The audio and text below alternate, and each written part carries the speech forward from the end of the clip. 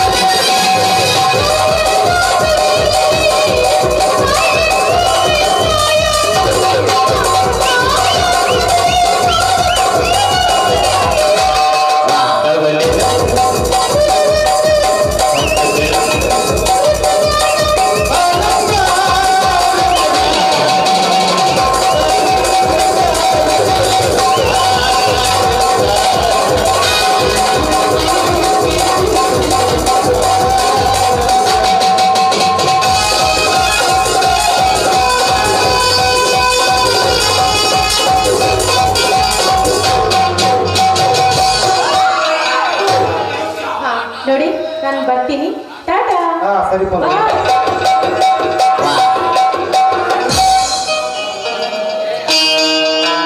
ಓ ಇದ್ಯಾರ ಶವ ಇಲ್ಲೇಕೆ ಎಸ್ತಿದ್ದಾರೆ?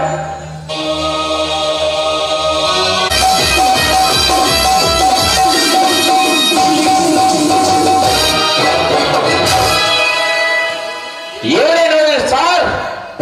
ನನ್ನ ಮಗ ಶಿವರಾಜನ ಕೊಲೆ ಮಾಡಿದ ಗುಂಡ ನಮ್ಮರನ್ನು ಅರೆಸ್ಟ್ ಮಾಡ್ರಿ ಇವಳನ್ನ. ಯಾರನ್ನು ಅರೆಸ್ಟ್ ಮಾಡಿಸಲಿಕ್ಕೆ ಬಂದಿರುವೆಯೋ ಕಳ್ಳ ಸಾತಾನ? ನಿನ್ನನ್ನೇ. ಯಾವ ಕಾರಣಕ್ಕಾಗಿ? ನನ್ನ ಮಗ ಶಿವರಾಜನ ಕೊಲೆ ಮಾಡಿದ್ದಕ್ಕಾಗಿ. ನಾನೇ ಕೊಲೆ ಮಾಡುತ್ತೇನೆ ಅಂತ ಯಾವ ಬಟ್ಟೆ ಮಗ ನನಗೆ ಹೇಳಿತ್ತು? ನಾನೇ ಹೇಳುತ್ತೇನೆ. ಹಾಗಾದ್ರೆ ನೀನು ಗಂಡಸಲ್ಲವೇ? ಚಂದ ಏಕಶ ಮುಚ್ಚು ಬಾಯಿ ಹಚ್ಚು ನಾಯಿ. 20 ವರ್ಷದಿಂದ ಹೊತ್ತು ಹಾಕಿ ಬೆತ್ತ ಮಗನನ್ನೇ ಕೊಲೆ ಮಾಡಿದ ಕಟುಕ ನೀನು. ಈಗ ನೀ ಮಾಡಿದ ಕೊಲೆಯನ್ನು ನನ್ನ ಮೇಲೆ ಹಾಕಲು ಬರುವೆಯಾ? ಮರ್ಯಾದೆಯಿಂದ ನೀ ಮಾಡಿದ ಕೊಲೆಯನ್ನು ಒಪ್ಪಿಕೋ. ಇರದಿದ್ದರೆ ವಾದಿರಾಜ ಆ ಶಿವರಾಜನ ಅಂತಿಮ ಯಾತ್ರೆಯೊಂದಿಗೆ ನಿನ್ನ ಅಂತಿಮ ಯಾತ್ರೆಯನ್ನು ಕಳಿಸಿಕೊಡುತ್ತೇನೆ. ಒಬ್ಬ ಶ್ರೀಮಂತ ವ್ಯಕ್ತಿಗೆ ಆರೋಪಿ ಈ ರೀತಿ ಮಾತನಾಡಿದರು. ಹಾಗೆ ಸುಮ್ಮನೆ ನಿಂತಿರಲ್ಲ ಪ್ರಕಾಶ್. ವೆಂಕಟ್ರೆ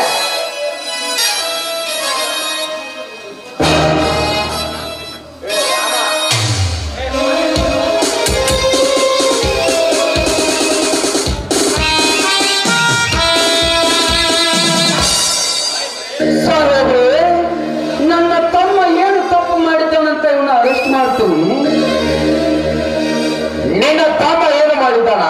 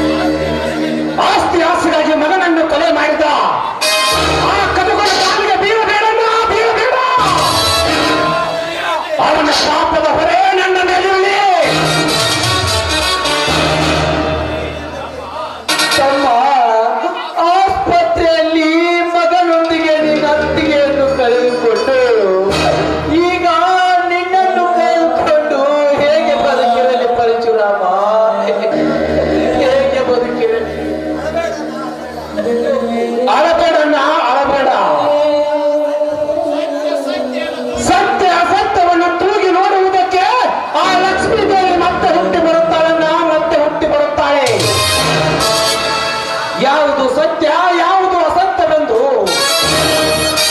ಆ ತಾಯಿಗೆ ತಿಳಿಯುತ್ತದೆ. ದಯವಿಟ್ಟು ನೀನು ಕಣ್ಣೀರು ಹಾಕಬೇಡ, ಕಣ್ಣೀರು ಹಾಕಬೇಡ. ಏನಪ್ಪ ಅದು?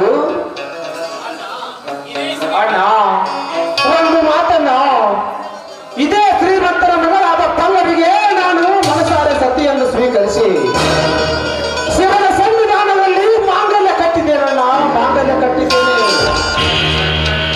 ಅವರನ್ನು ನಿನ್ನ ಮನೆ ಸೊಸೆಯಾಗಿ ತುಂಬಿಸಿಕೊಂಡು ಹೆತ್ತ ಮಗವಂತೆ ನೋಡಿಕೊಳ್ಳಬೇಕಣ್ಣ, ಅವರನ್ನು ಹೆತ್ತ ಮಗವಂತೆ ನೋಡಿಕೊಳ್ಳಬೇಕು. ದಯವಿಟ್ಟು ಈ ಮಾತನ್ನು ನಡೆಸಿಕೊಡಣ್ಣ, ನಡೆಸಿಕೊಡು. ತಮ್ಮ, ನಿನ್ನ ಸಂತೋಷವೇ ನನ್ನ ಸಂತೋಷವಪ್ಪ. ನೀನು ಹೇಳಿದಾಗೆ ಈ ಮಾತನ್ನು ಸತ್ಯವಾಗಿಯೂ ನಡೆಸಿಕೊಳ್ಳುತ್ತೇನೆ ತಮ್ಮ.